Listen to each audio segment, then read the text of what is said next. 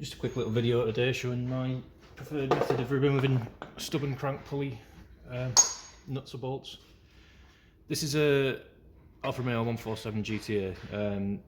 They use a 41mm nut with a rather large thread. I don't know what size thread it is, but it's big and it's some ridiculous torque that if you try to do it by hand or with a windy gun, you're just going to fail, or you probably end up heating it and damaging the pulley, or because there's rubber in it and stuff. It's really recessed, so it's not ideal for heating, and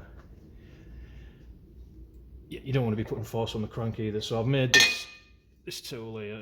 It's very basic piece of old wheel bearing, I think it was, reinforced and braced and what have you. But it fits perfect. It's a slight taper fit in the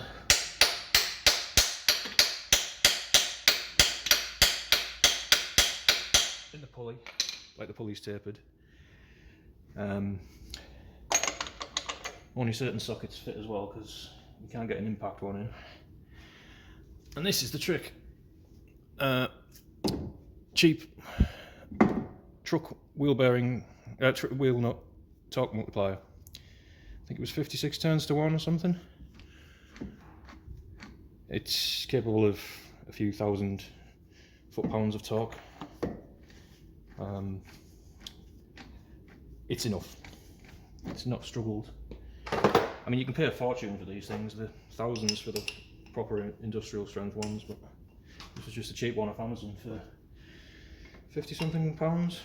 I made a little couplet so I can use the spinner bar. This is just a piece of tube that comes with it, really. It's not even solid, but it's strong enough for this because of the multiplication, and that allows me to get past the wheel arch, and you fit the handle on.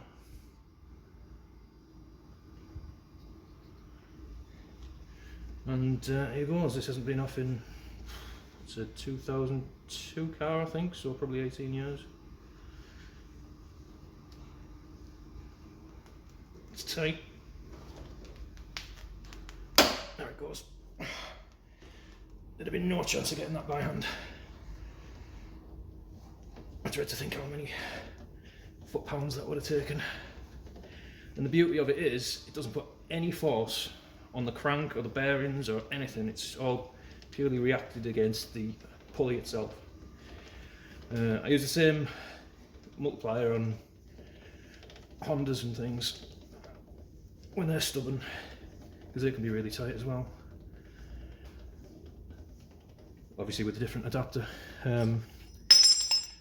But yeah, I mean, it's a bit expensive for just your home mechanic, 50 odd quid to get one bolt off, but if you ever struggle, works a treat. And then take it the rest of the way, just buzz it off.